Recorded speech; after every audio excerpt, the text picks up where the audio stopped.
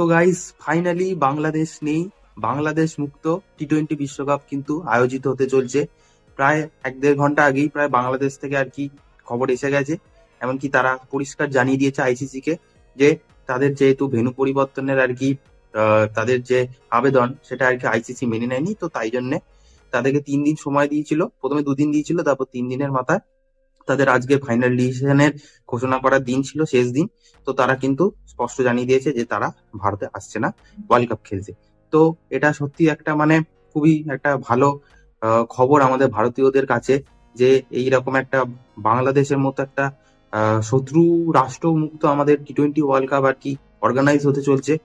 প্রায় একটা দেশ তো আছে পাকিস্তান, আর আরেকটা দেশ যেটাকে দেখলে আর কি আমাদের বাঙালিরা, ভারতীয় বাঙালিরা সহ্য করতে পারতো না, তাদের এই নোংরা অত্যাচার, তাদের এই উৎপাত।